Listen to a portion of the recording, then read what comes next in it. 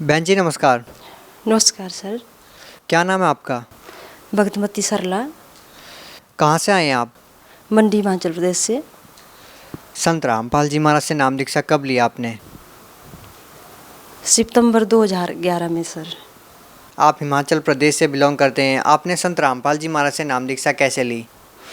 Sir मेरे भगत जी ने TV में गुरु जी का सत्संग देखा, फिर उसको देखने के बाद उन्होंने ज्ञान गंगा पुस्तक हरियाणा से मंगवाई, हिसार से। फिर उसको पढ़ के हम 1 महीने के बाद हिसार चले गए। संत रामपाल जी महाराज की कौन सी बात आपको ऐसी लगी कि आपको लगा कि ये कुछ अलग बात है और आपको लगा कि हाँ मुझे यही बातें बताने वाला संत चाहिए?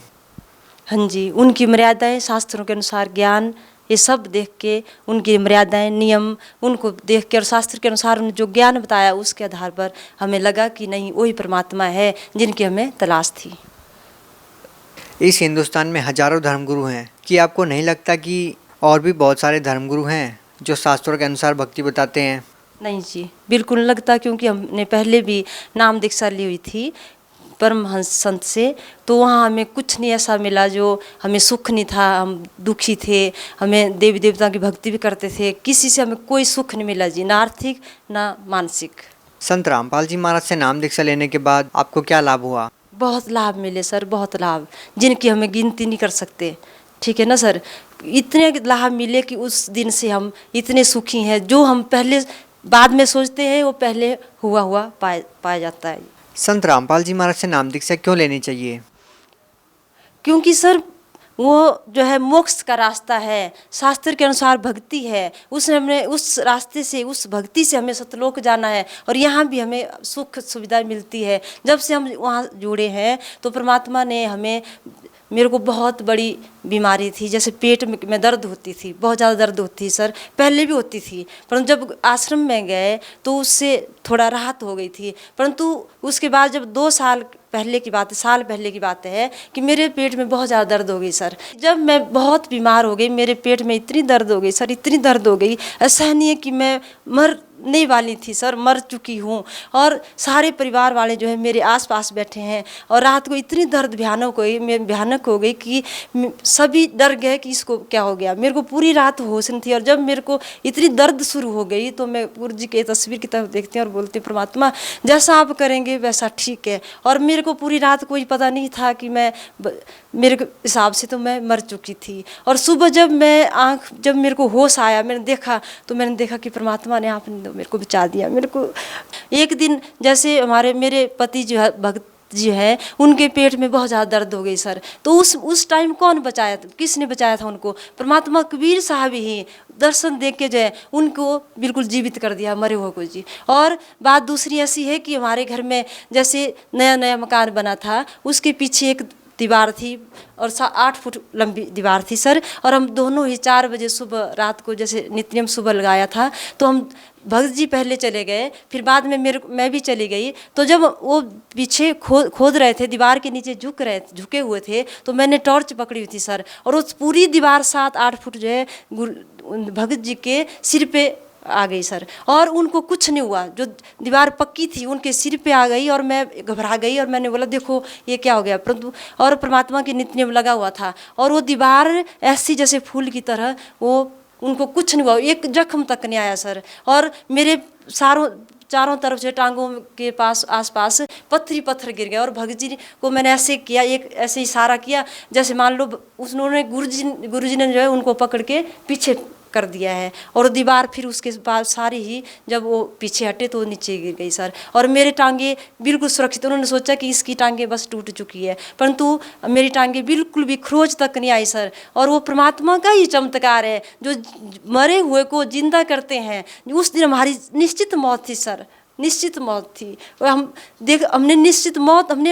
इतने नज़दीक से देखी सर कि हमारे आगे जो है मौत है और हमें परमात्मा ने आके बचा लिया है। वो परमात्मा है सर, परमात्मा ने जीवन दान दे दिया। और आप क्या लाभ बोल रहे हैं? सतलोक का रास्ता परमात्मा बताते हैं, मरे हुए को जिंदा करते हैं, और ऐसे वो परमात्मा नहीं और क्या है। संत रामपाल जी महाराज जी के भेष में कबीर साहब ही परमात्मा के रूप में यहाँ आए हैं।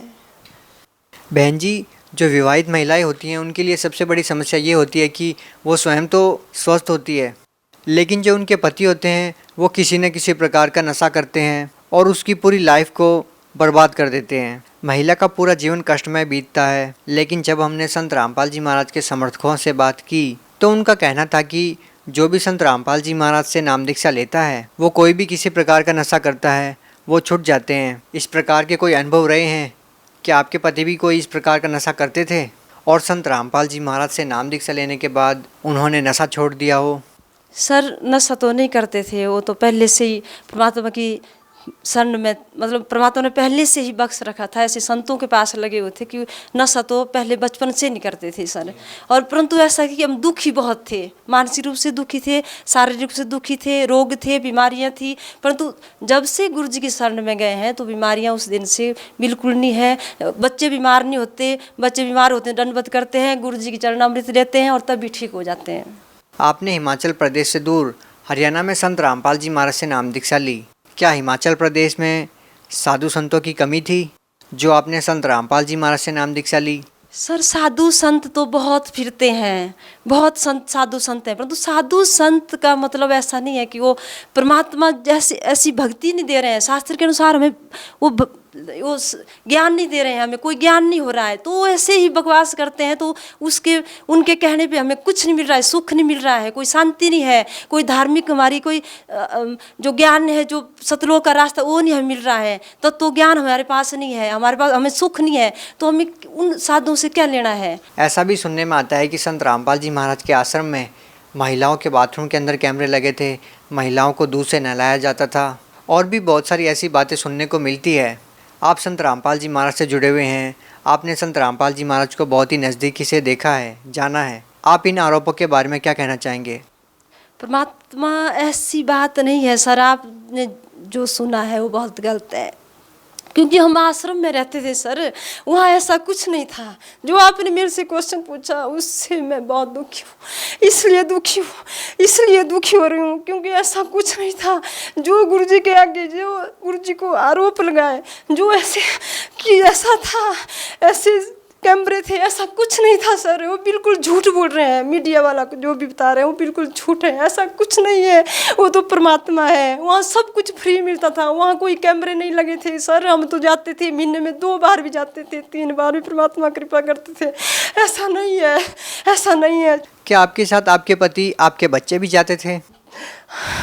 हाँ सर, हमारा पूरा परिवार जाता था, पूरा परिवार जाता था, ऐसा नहीं था। परंतु जो ज्ञान को फैला रहे हैं, एक दिन मेरे को हमें पूरा विश्वास है अपने परमात्मा पे कि वो सही करेंगे, एक दिन सही करेंगे और सच जो है सामने आएगा सर। ये झूठ है, बिल्कुल झूठ है। इसमें जो गलत बोल रहा है वो पछताएंगे सर।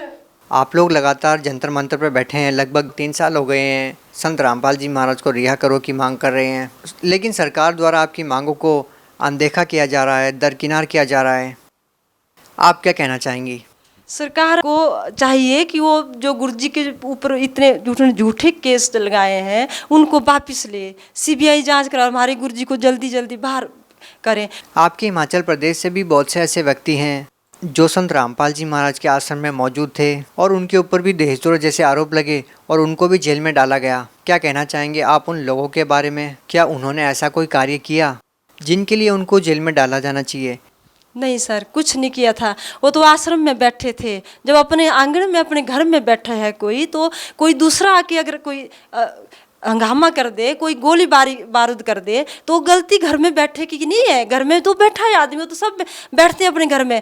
तो अगर कोई आगे से आ रहा है और अपने हमला कर रहा है और हम हाथ जोड़ के खड़े हैं, तो गलती किसकी है? प्रशासन की गलती है। परंतु फिर भी प्रशासन को क्या कर रहा है? प्रशासन जो है अपनी गलती को नहीं मान के हम लोगों के जो ईमानदार लोग हैं, जो परमात्मा ने बताया कि अगर आपको कोई मारता है तो आपने हाथ जोड़ के उसके आगे नतमस्तक होना है, आपने हाथ नहीं उठाना है। हम गाली तक नहीं दे सकते सर, हमारी इतनी मर्यादा है, परमात्मा ने बताई हमें। तो परमात्मा ने यहाँ सतलोक की तरह हमें बहुत सुख दिया है, परंतु उन्होंने ऐसा हमारे ऊपर अत्याचार किए सर, वो बहुत गलत है, बहुत ही गलत है सर।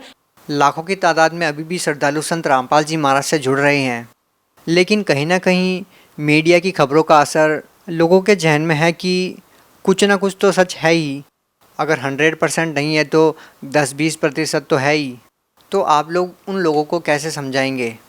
मैं उन लोगों को, हम जैसे गांव-गांव में सर, शहर-शहर में, हर डिस्ट्रिक्ट में, हर जिले में प्रचार कर रहे हैं कि ज्ञान गंगा का प्रचार है। उस ज्ञान गंगा को पढ़ो और सच्चाई जानो। सच्चाई एक दिन सामने आएगी। सारा मीडिया झूठ बोल रहा है। कोई भी एक भी बात गलत, एक ही बात जो है सही नहीं है। सब झूठ पे झूठ बोला जा रहा है। आखिर आप लोगों का क्या स्वार्थ है कि आप लोगों को समझाते हैं, शहर शहर जाकर आप प्रचार करते हैं, ज्ञान गंगा की पुस्तक बांटते हैं, आपको क्या मिलता है? क्या आपका स्वार्थ है? आप मीडिया के सामने भी इंटरव्यू दे रहे हैं, शहर शहर जाके किताबें बांट रहे हैं, यहाँ तक कि आप लोगों के विरोध का भी सामना करते हैं। तो आप लोग इतना संघर्ष कर रहे हैं, आप लोगों का क्या स्वार्थ है इसमें? हमारा कोई स्वार्थ नहीं है सर। बगैर स्वार्थ के लिए आज के दिन कोई व्यक्ति काम करता ही नहीं है। हाँ जी, आप ठीक बोल रहे हैं, क्योंकि आजकल ऐसा ही माहौल है। अब हर स्वार्थ के बिना जो व्यक्ति कोई कुछ नहीं करता, परंतु परमात्मा ने हमें ज्ञान दिया है। ये ज्ञान सही है, क्योंकि हम पता नहीं कितने असंख्य जन्म से भटकते हुए आ रहे हैं। पूरे मानव समाज जो है भटकते हुए आ रहा है। अगर उनको सही संत की हमें पहचान हो चुकी है कि परमात्मा इस धरती पे आए थे, हम उनको भी समझाना चाहते हैं कि वो भी परमात्मा का ज्ञान समझे और गुरु जी की शरण में आए। बहुत बहुत धन्यवाद। सच्चाई।